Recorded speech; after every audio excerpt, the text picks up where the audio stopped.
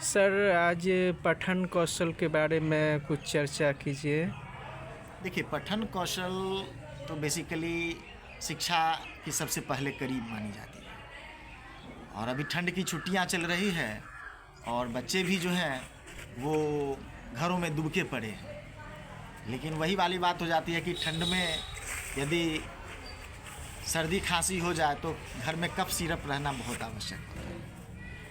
तो घर में दुबके पड़े रहने के बाद भी यदि हम कुछ कौशल का विकास करें तो कहीं ना कहीं वो उनके आगे के भविष्य जीवन में कहीं ना कहीं वो फ़ायदा करता है। तो पठन कौशल में ये कह सकते हैं कि ये कौशल एक ऐसा है जो सिर्फ छात्र छात्राओं में ही नहीं अपितु सभी वर्ग के लोगों को, और ये लगातार आप पठन कौशल पर आप लगातार काम करते हैं तो फ्यूचर में आपको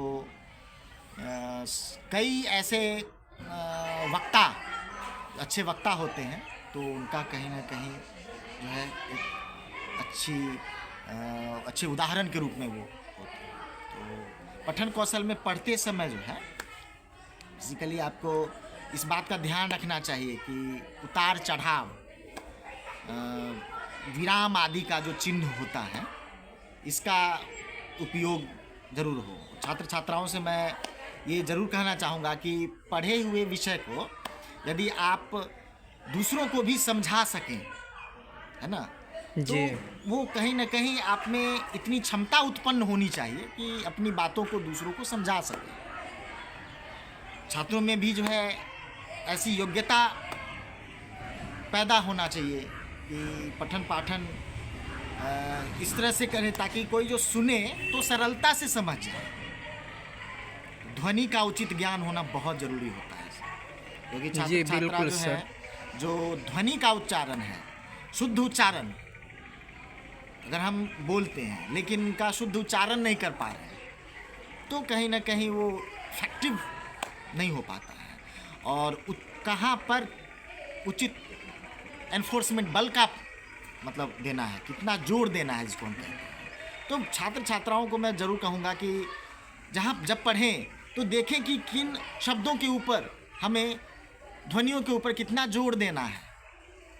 साथ में आपको विराम चिन्हों के उपयोग को तो डेफिनेटली बच्चे ध्यान रखें, कॉमा, अर्धविराम, पूर्ण विराम, क्वेश्चन मार्क, तो उस तरह से प्रश्नवाचक चिन्हों के उपयोग में भी जो है अपने उन चीज़ों पर ध्यान रखें।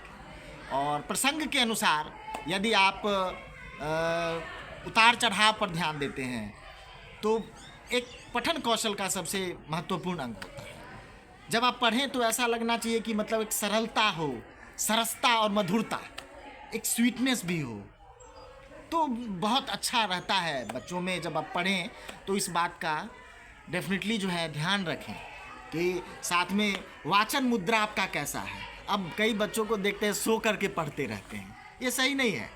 आपका जो जब आप पढ़ रहे हो वाचन मुद्रा आपका सही होना चाहिए। ये एक कौशल है, इसको आप इजी वे में नहीं लीजिए। और संस्कृत का जो कुछ श्लोक सब है, मंत्र है, इनका उच्चारण जब आप करेंगे तो आपका जो टंग है वो क्लीन होगा।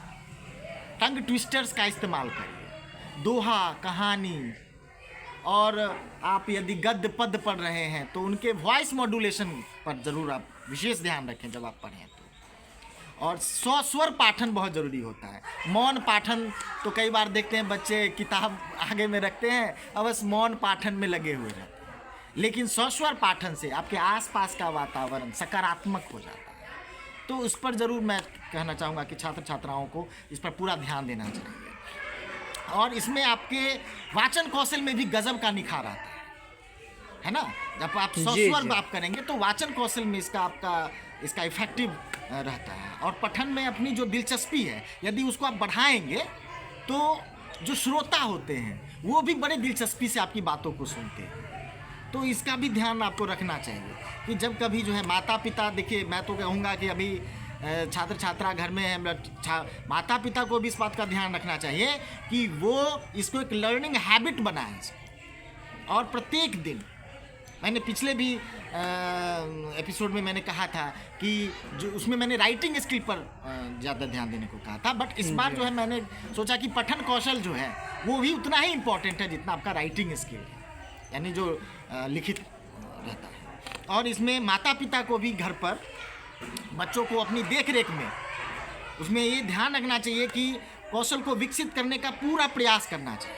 प्रत्येक दिन एक एक पेज हिंदी, इंग्लिश और इस तरह की जो है संस्कृत, इसका वाचन उनको स्वस्वर कराना चाहिए।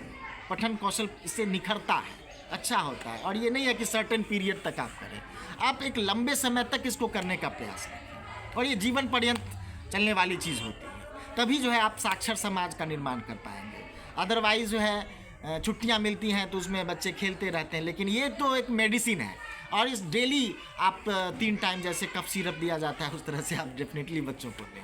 साथ में ये ज़रूर कहूँगा कि भाषा, एक सर्टेन भाषा तक आप सीमित नहीं रहें बच्चों में, या फिर बच्चों को भी ये चाहिए कि अब हमारी हिंदी पढ़ने में अच्छी है, बस वही बहुत अच्छी है।